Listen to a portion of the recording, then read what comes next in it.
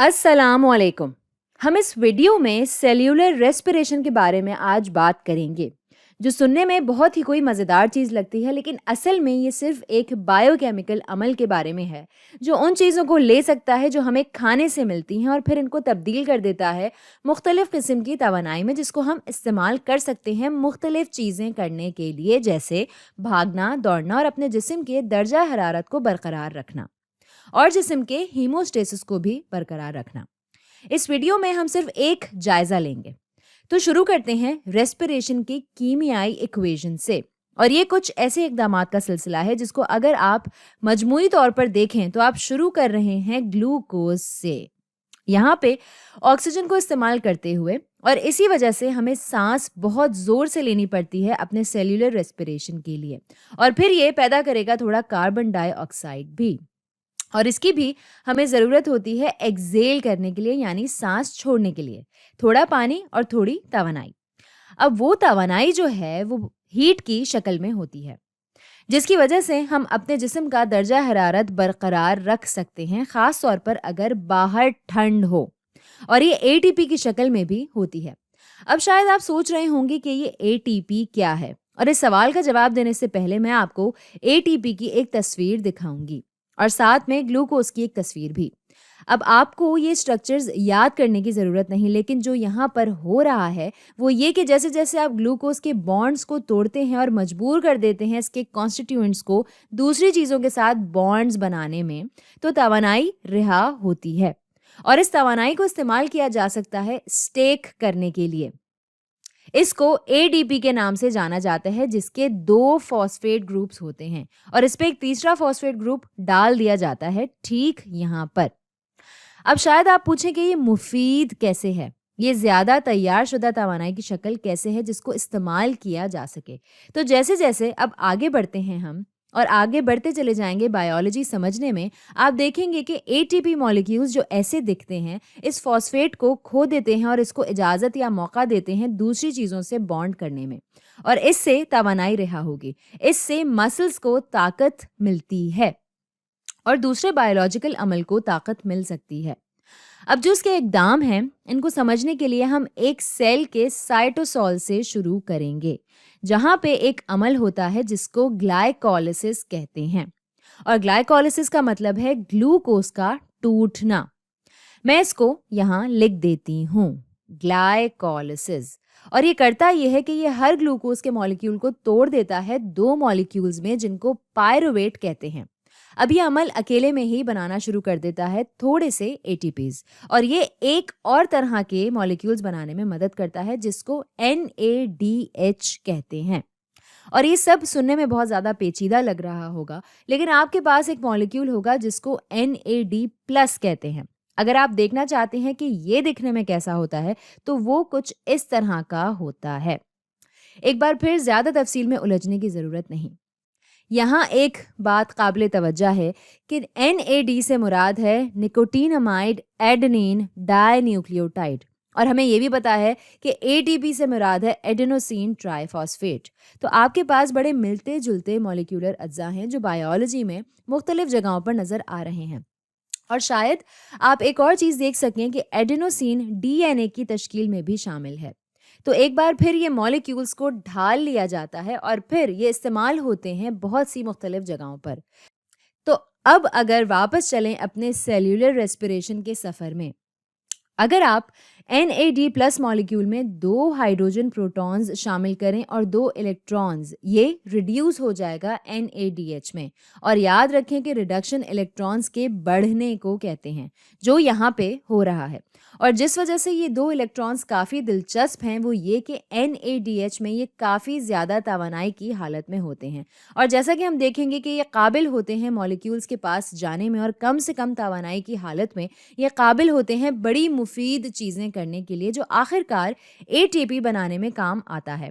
बुनियादी तौर पर यह तवानाई की मुंतकली है। तो ग्लाइकोलिसिस बराह रास्त कुछ ATPs बना रहा है, और ये NAD को भी इस तरह कम कर रहा है NADH बनाने के लिए, यानी रिड्यूस कर रहा है। अब अगले मरहले के लिए हमें माइटोकॉन्ड्रिया में दाखिल होना है, जिसको अमूमन एक सेल का पावर हाउस माना जाता है।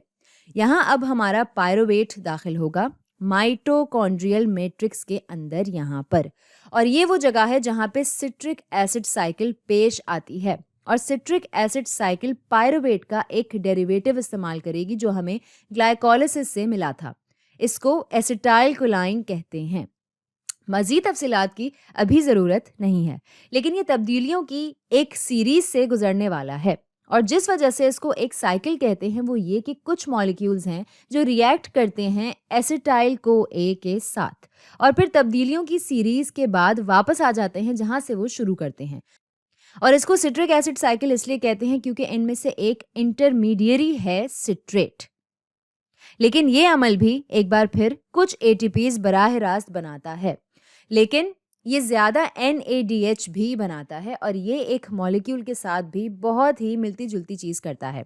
हम एक और मॉलिक्यूल से जा सकते हैं जिसको फ्लेविन एडेनिन डाइन्यूक्लियोटाइड कहते हैं, यानी FAD, जमा 2 हाइड्रोजन प्रोटॉन्स जमा 2 इलेक्ट्रॉन्स, जिससे मिलता है FADH2, जो एक बार फिर से बड़ा ही दिलचस्प मॉलिक्यूल है क्योंकि इसके पास ये इलेक्ट्रॉन्स होते हैं ज़्यादा तवानाई के लेवल में, जो मॉलिक्यूलर अमल की एक सीरीज के बाद आपके बहुत काम आती है।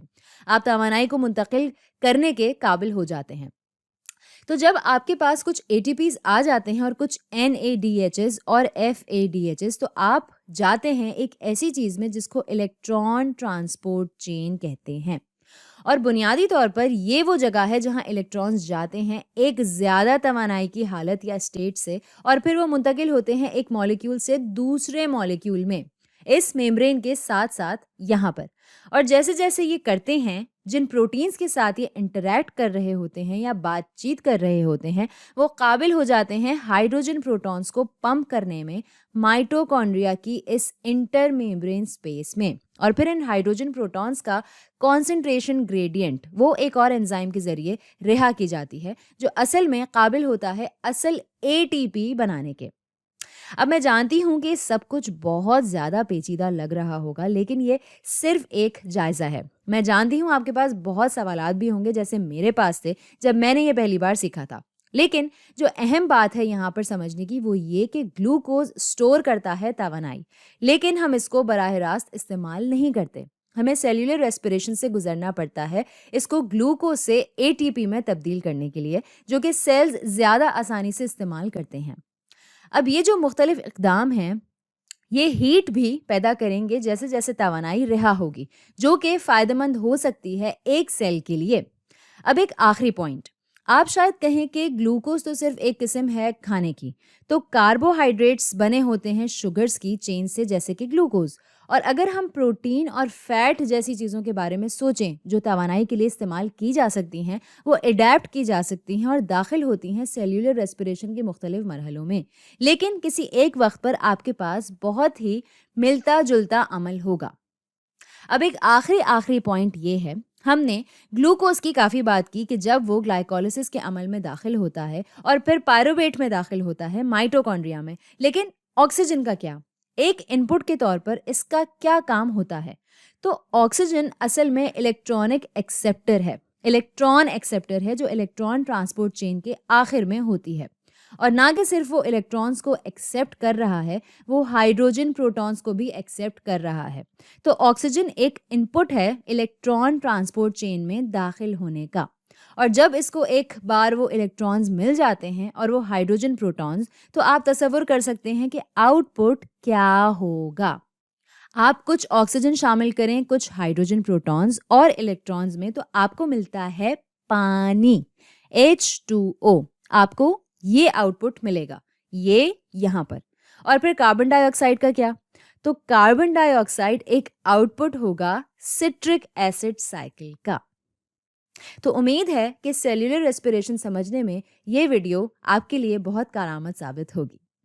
तो आज के लिए इतना ही।